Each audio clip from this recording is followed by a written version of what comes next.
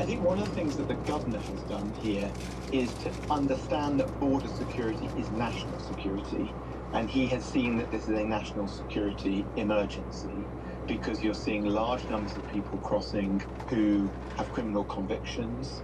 There is a direct link here to the narcotics trade, and there are individuals who pose deeper threats, whether that be national security issues or coming from countries who the United States consider to be hostile to them. Final thought about national security and the row about NATO, which Joe Biden has entered now, saying Donald Trump's remarks about NATO and potentially asking Russia to invade NATO countries that didn't pay what he saw as their full whack in NATO contributions. What do you make of that row? How worried are you about what Donald Trump has said and might do? Well, of course, I want the United States to play as full a role as it can in the security and defence of Europe, as it has done for many years. And I would want the UK to be playing its part in persuading Donald Trump, were he to return as president, to do that and to see the value of NATO. I do think we need to understand where Donald Trump and other Americans are coming from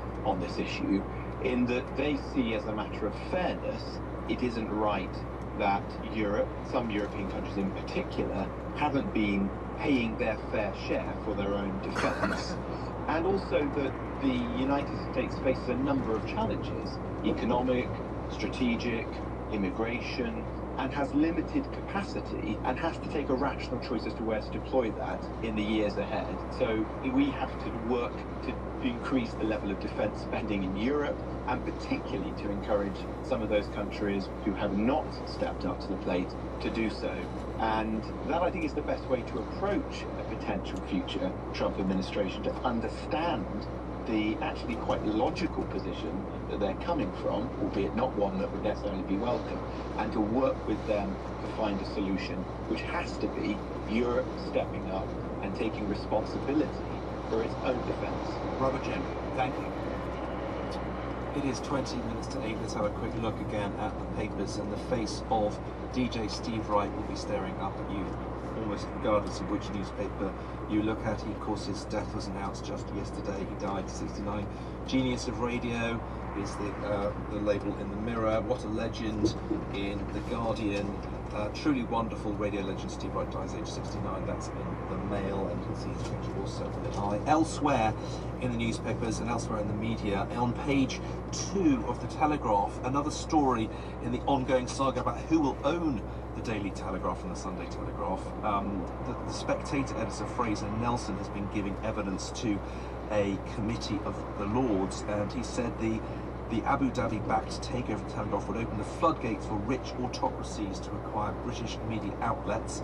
He warned the Telegraph both subject to a takeover bid by Redbird IMI, this is a company which is backed by the UAE, and he said the media watchdog and the Competition Markets Authority are currently looking into those potential issues and will present findings to the Culture Secretary by March the 11th. Two things from the front page of the Financial Times. Number one, the Super Bowl's TV audience with 123 million viewers, the second most watched broadcast in all time. That's behind the Apollo moon landing in 1969. It's a huge TV audience when you think of what modern TV audiences generally are. But more importantly, and actually following on from what Robert Jim was just telling us,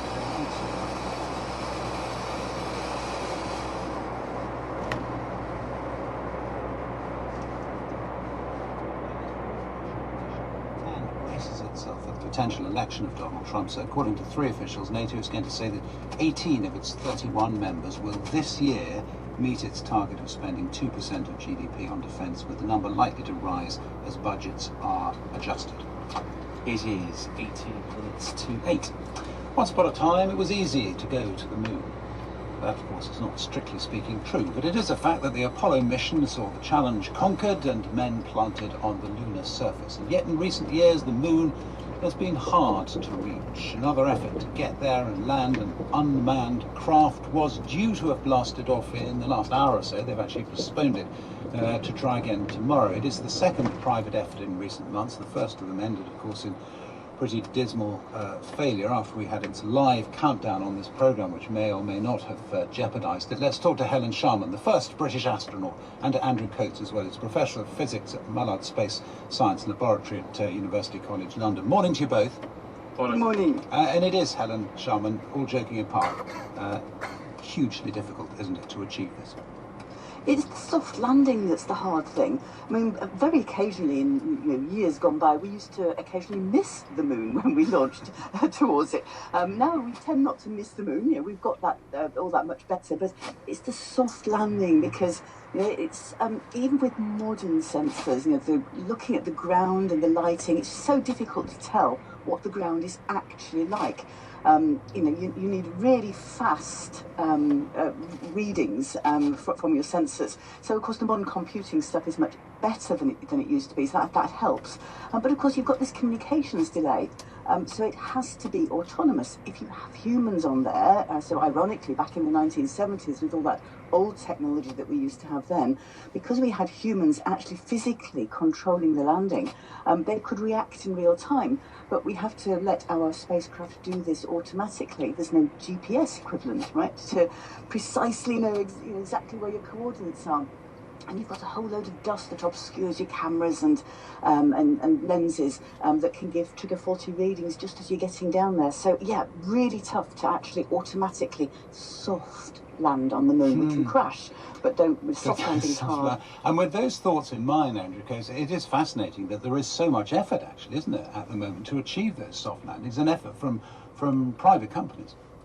It is, yes, and actually internationally as well, because, of course, we've had Russia soft landing on the moon, the US and China and India, and recently Japan. The landing is difficult, and unfortunately that one landed the wrong way up, but nevertheless did send some data, it's currently in the long lunar night, so that's another thing one has to cope with. But yes, it's very difficult to land anything anywhere else, so the moon is certainly difficult. It's even more difficult to land on Mars. So with our Rosalind Franklin mission going in 2028, we're going to be landing on Mars, and that's a thin atmosphere. It's difficult to do that. But the private companies trying to go for the moon, this is part of it's to do with the Artemis program, which will eventually send people, but this is the commercial lunar payload services thing for NASA. And is Artemis, sorry to interrupt, is Artemis, Helen Sharman, still on track? I mean, in spite of the recent difficulties that there have been, are you still expecting that there will be people on the moon soon?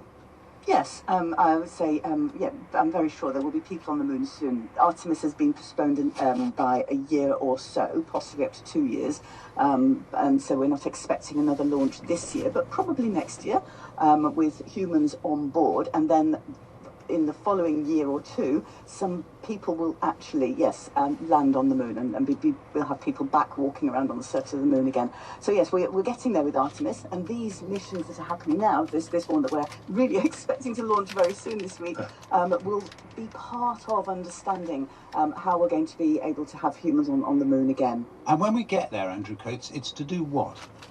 This particular mission it has 6 NASA payloads on board, so it's going to look at how, for example, space weather interacts with the surface of the moon. There's also a descent camera to look at it as it descends, and also an extension, effectively, of the internet to start to bring the moon into that. It's only going to last for a few days because surviving the long lunar night, as I said before, it's like 2-week night. That's very difficult, and this mission will not be trying that.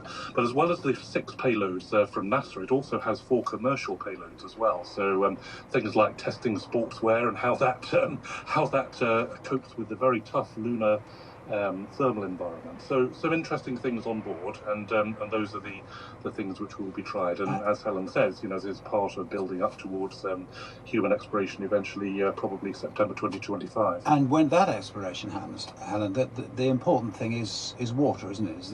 Is the ability to find some way of getting water that is usable from the moon. Is that right? Well, that's right. That's why we want to go to the South Pole, because we think that in the craters there, where it's been dark for so long and very, very cold, there is ice that we can use, not just for humans to drink, but also for us to use to electrolyse and get the oxygen and hydrogen, so we can use that as rocket fuel. So yes, we can. That's the one of the things, important things at the South Pole. But of course, the South Pole is also really useful for other reasons. There's possibly some minerals there that we may not have elsewhere on the moon, or certainly not as accessible. And there's this amazing crater with a great big lip to the crater. And if you plant your spacecraft towards the top of that lip, then you have got pretty much constant access to the sun, so you can charge your solar panels. And communications also with the Earth. So yeah, it's a really great place to land, although very difficult because of geographically where it is. Helen Sharman and Andrew Coates as well. Thank you both. It's all a bit late. I remember watching the lads Space 1999. They had a moon base Alpha then, so we're 25 years late already.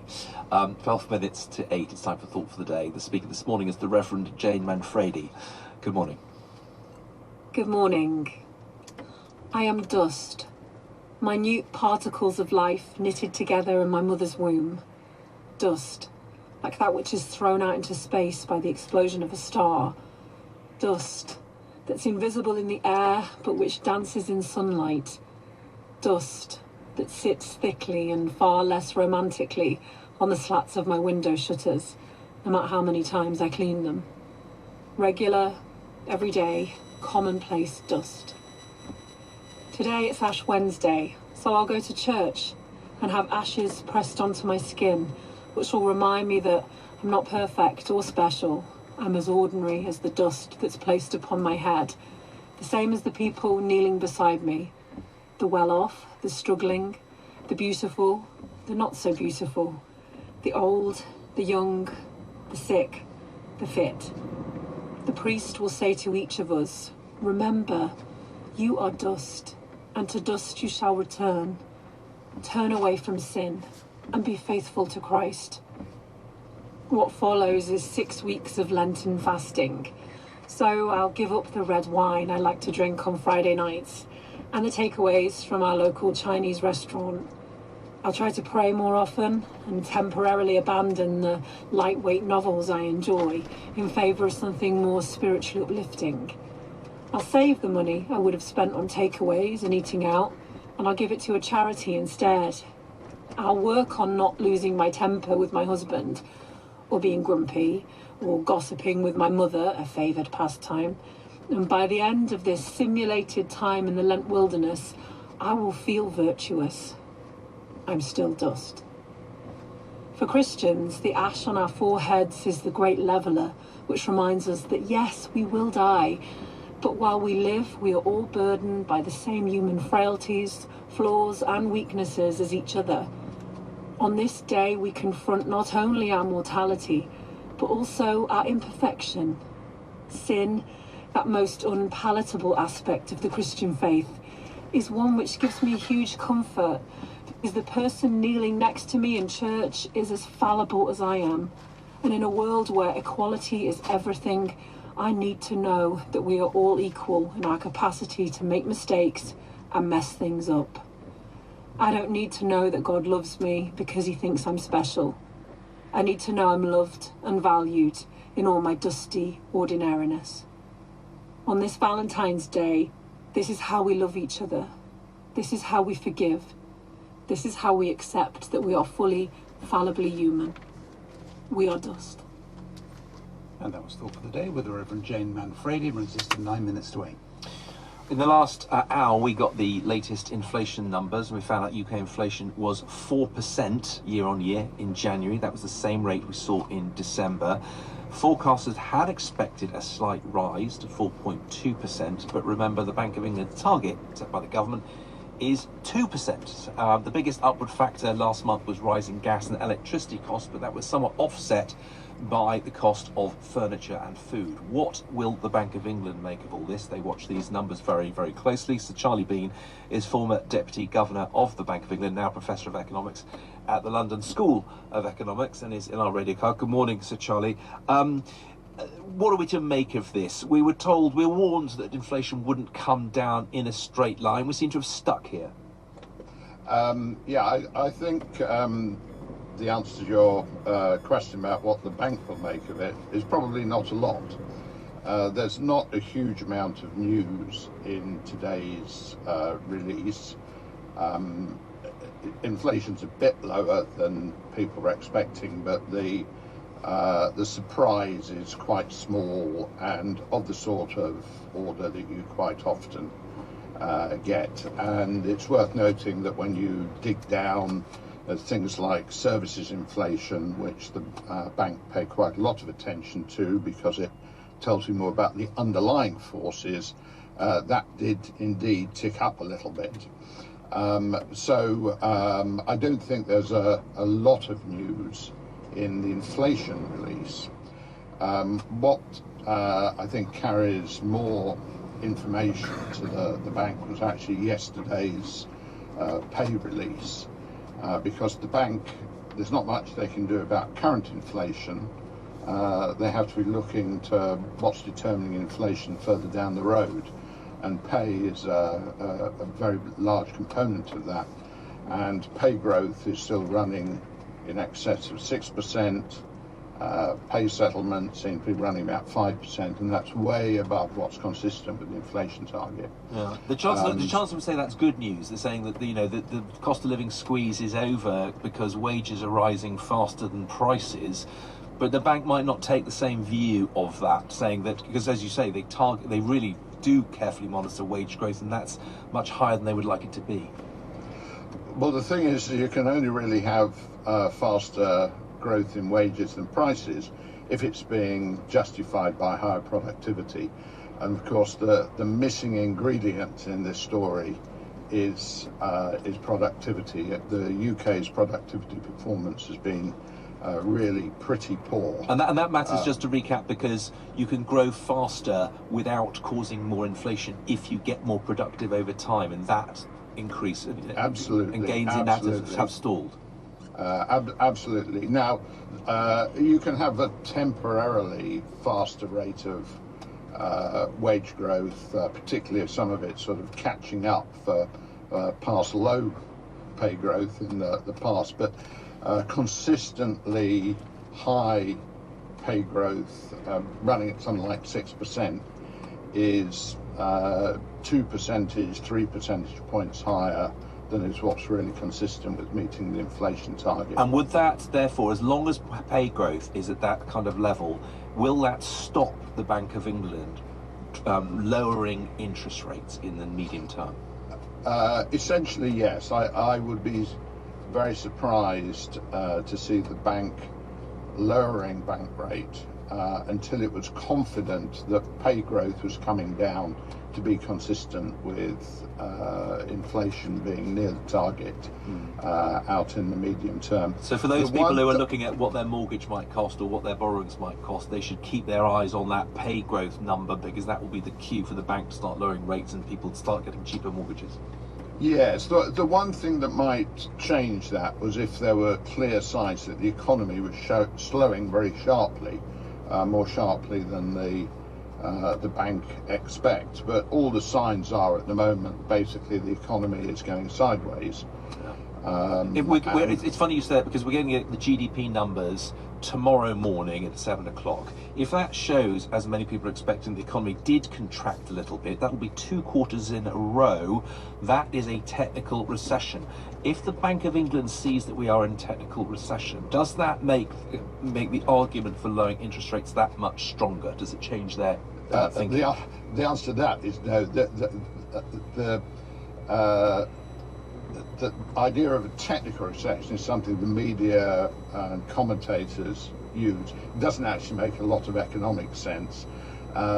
There's very little difference between the economy growing by minus 0.1% in 2 consecutive quarters and falling by 0.2% in 1 quarter and then being flat the next quarter.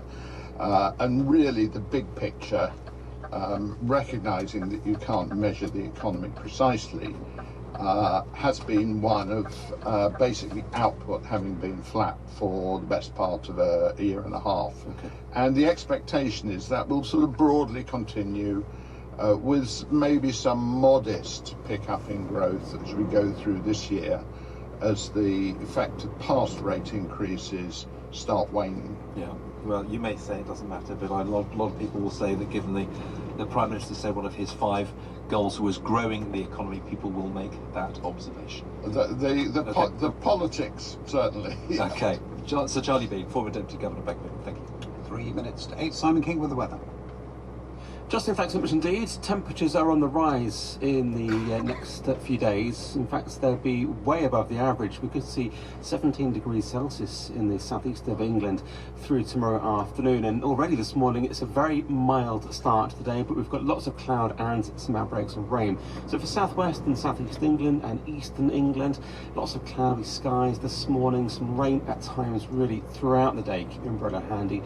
Maximum temperatures 12 to 14 degrees. For Wales and the Midlands, again, it's already mild with some mist and some fog patches in quite a few places, and again cloudy with some outbreaks of rain, perhaps some brighter skies developing around North Wales and the West Midlands during the afternoon. Temperatures of 11 to 14. For northern England and across Northern Ireland, again a very similar theme really, with lots of cloud, some rain at times today. Temperatures 11 to 14 Celsius. And across Scotland, well, it's a chilly start actually in the north of Scotland with some frost. Now we'll keep some sunshine in the far north of Scotland into the afternoon, but elsewhere it's cloudy, and again it's pretty wet in central and southern areas at the moment. That rain will gradually move to the north, and we'll see temperatures today about 5 to 8 degrees Celsius. Thanks very much indeed. Looking ahead to tonight.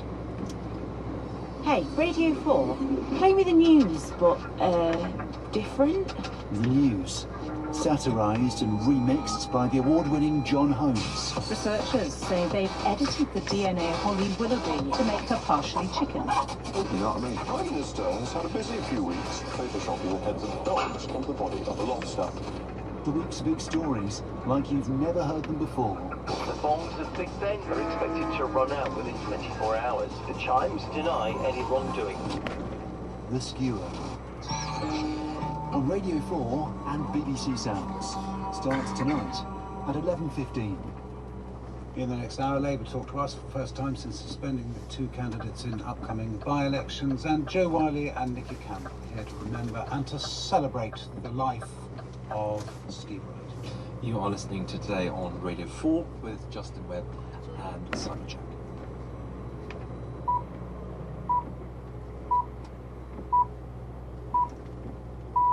It's 8 o'clock on Wednesday, the 14th of February. The headlines this morning. Sir Keir Starmer is attempting to limit the damage to Labour after he suspended a second parliamentary candidate over comments they made about Israel. The rate of inflation remained unchanged last month at 4%.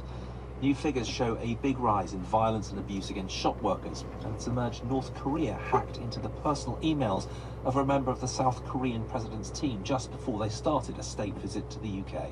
The BBC News is read by Charles Carroll. Sir Keir Starmer is facing growing pressure over the culture within the Labour Party after he suspended a second parliamentary candidate. Graham Jones, who'd been selected to stand in the seat of Hyndburn in Lancashire, is alleged to have made a series of remarks about Israel at a meeting in October. The candidate in the Rochdale by-election, Azhar Ali, was suspended on Monday for remarks he apparently made at the same meeting. Here's our political correspondent.